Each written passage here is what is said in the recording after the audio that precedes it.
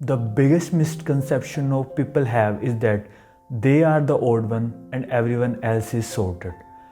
जो सबसे बड़ा मिसकंसेप्शन वो ये है कि लोगों को लगता है कि वो अलग हैं सबसे और बाकी सब सॉर्ट हो चुके हैं, सब अच्छी जगह लगे हुए हैं, अपना अच्छे से काम कर रहे हैं, उनकी लाइफ में कोई स्ट्रगल नहीं है, जो बस वही रह गए हैं एक लोग। और ये बात आजकल के यूथ के ऊपर एप्लीकेबल भी होती है। इवन कोई भी इंसान इस चीज़ से ज़रूर फेस करता है, उसे लगता है कि सब ठीक लग रहे हैं, सब अपना बढ़िया कर रहे हैं, यार मैं रह गया हूँ।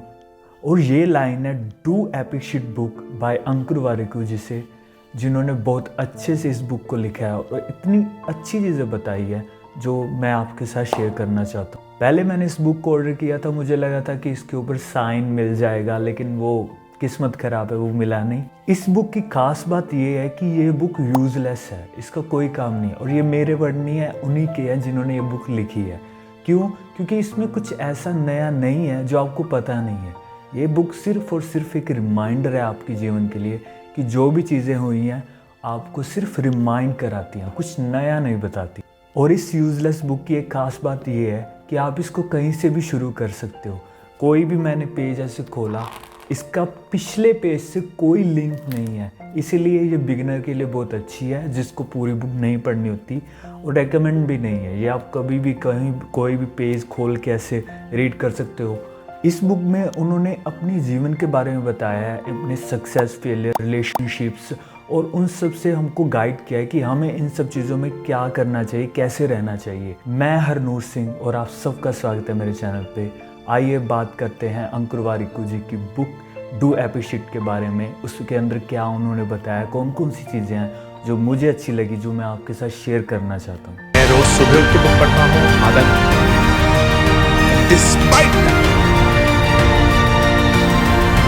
एक ऐसा शख्स जिसने जिंदगी में शायद वो तेजी से हर एक मुसीबत, हर एक दुख देखी है, जिसके बारे में हम शायद कल्पना ही कर पाते।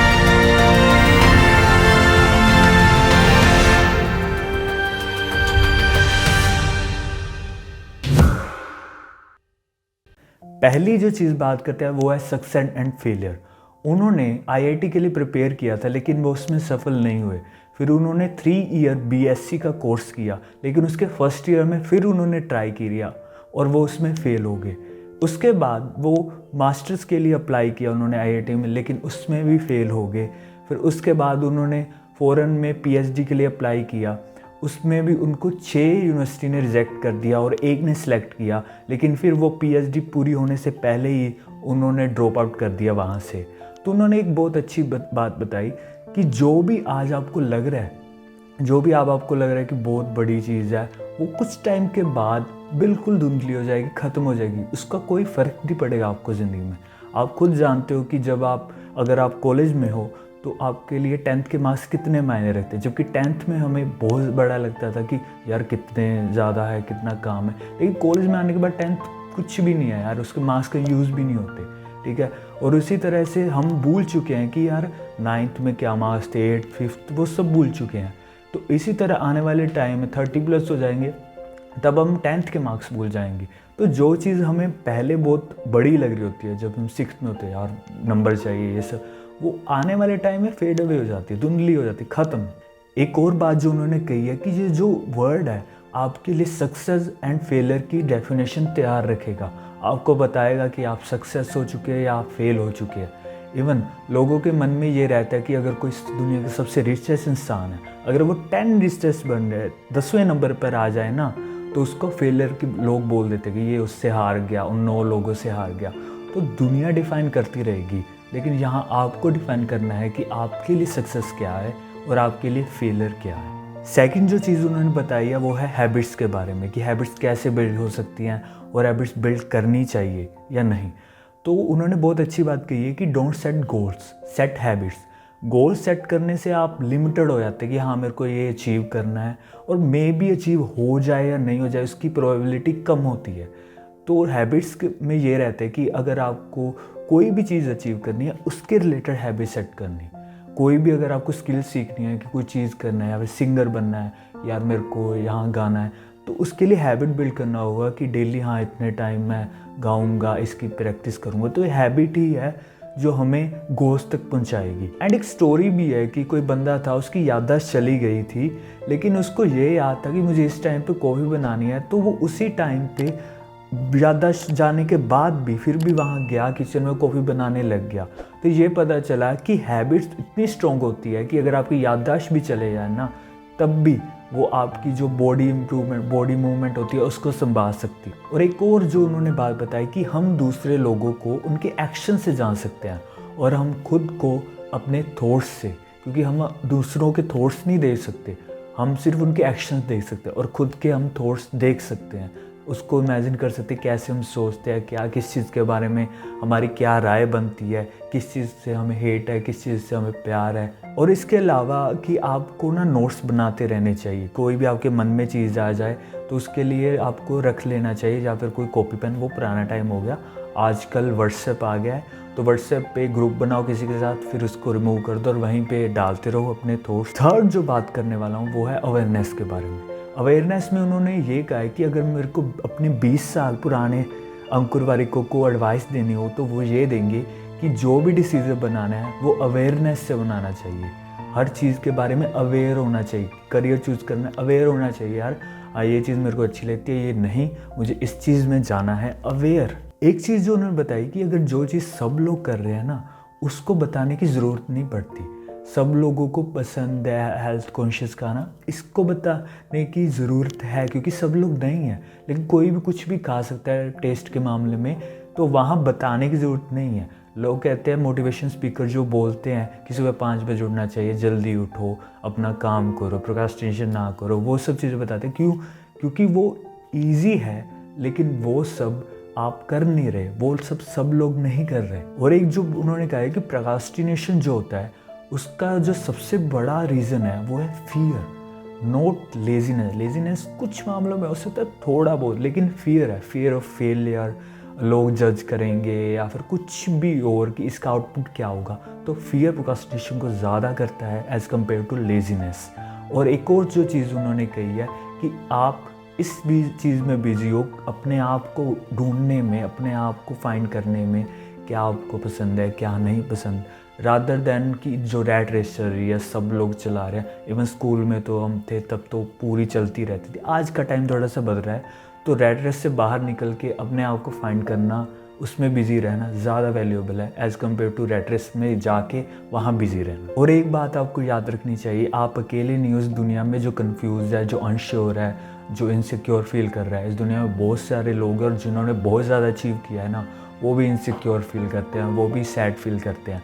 तो इसकी वजह से आपको सैड फील करने की कोई ज़रूरत नहीं है। और एक और जो चीज़ है वो है, एक दुनिया का सबसे बड़ा इल्यूज़न है परफेक्शन। स्टीफन हॉकिंग ने ये बात कही थी कि अगर इस दुनिया में परफेक्ट चीज़ एग्जिस्ट करती है ना, तो ये यूनिवर्स ही नहीं एग्जिस्ट करता। हम सब में इम्परफेक्शन है, इसीलिए एग्जिस्ट करते हैं, क्योंकि अगर यूनिवर्स परफेक्ट हो गया तो कोई भी एग्जिस्ट नहीं करेगा। फोर्थ चीज़ जो उन्होंने बताई है वो है एंटरप्रेन्योरशिप।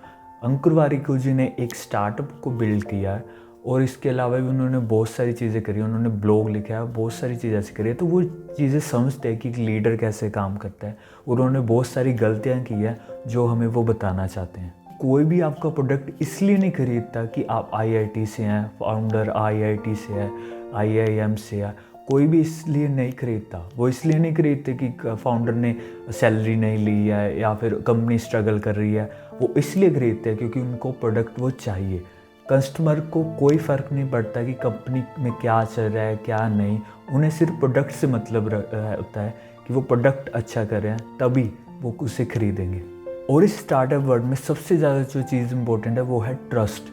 कस्टमर का ट्रस्ट, इन्वेस्टर का ट्रस्ट, आपकी कंपनी के अंदर लोगों का ट्रस्ट, वही सबसे मायने रखता है। आप चाहे कितने भी अच्छे क्यों ना हो, अगर कोई भी आप पे ट्रस्ट नहीं कर सकता ना, तो कोई भी आपके साथ खड़ा नहीं होगा, कोई नहीं रहना चाहेगा कि आपकी कंपनी में काम करे या फिर आपके प्रोडक्ट को खरीदे। फिफ्थ चीज़ के बारे में वो बता रहे हैं वो है मनी, पैसा। कहते हैं मनी फाइनेंशियल फ्रीडम ज़रूर बाय कर सकता है। एक कहा जाता है ना कि पैसा सुख ज़रूर ना लेकर आए, खुशी ज़रूर ना लेकर आए, लेकिन वो दुख ज़रूर लाता है, पैसे की कमी दुख ज़रूर लाता है। और इसके बारे में आपको समझना चाहिए कि टैक्स भी होता है, टैक्सेस की चीज़ों को समझना चाहिए कि कैसे टैक्स को कम किया जा सकता है, कहाँ कहाँ किस चीज़ में टैक्स लगेगा, और उस चीज़ को आपको अंडरस्टैंड करना होगा। और इसके अलावा इन्फ्लेशन, महंगाई हाल ही के टाइम में बहुत ज़्यादा बढ़ी है। कई करेंसी तो डूब तक चुकी हैं। टर्की के अंदर जो करेंसी थी वो पूरी तरह से बर्बाद होगी, इसकी वैल्यू डाउन होगी। तो इन्फ्लेशन बहुत ही एक बड़ी चीज़ है जिसके बारे में आपको सोचना चाहिए। और इन्वेस्ट ऐसे करना चाहिए कि कभी भी आपको अगर कैश की ज़रूरत हो ना तो आप उससे निकाल सको। इवन कई स्टॉक्स में नहीं आप निकाल सकते तो वहाँ आपको देखना होगा कि इमीडिएटली अगर आपको ज़रूरत पड़ जाए तो आप निकाल सको। और इसके अलावा इन्वेस्ट कभी भी फोमो के कारण नहीं करना चाहिए, fear of missing out. Crypto जब से आया तब उससे बहुत से लोगों ने तो इसको अंडरस्टैंड नहीं किया, तो वो सीधा ही किसी ने किस कॉइन में इन्वेस्ट कर दिया, मैं भी कर देता हूँ।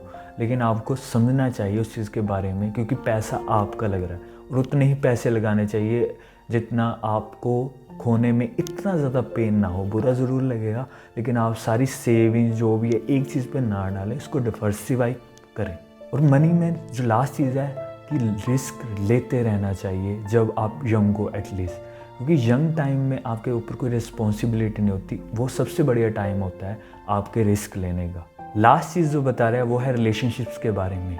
हम लोग पेरेंट्स को चूज़ नहीं कर सकते, हम लोग अपने सिबलिंग्स को चूज़ नहीं कर सकते, वो हमें भगवान देते हैं, कोई भी हो सकता है। और इवन आज की जो जनरेशन और हमारी जो पेरेंट्स हैं उनकी जनरेशन में जो गैप है वो है माइंडसेट का, वो है टेक्नोलॉजी का। क्योंकि हम में गैप बहुत ज़्यादा है चीज़ों को लेकर। हम लोग बहुत चीज़ें अलग से देखते हैं क्योंकि हमने टेक्नोलॉजी को देखा है, उसको एक्सपीरियंस किया है। हमने वर्ल्ड देख रहे हैं, वर्चुअल वर्ल्ड को।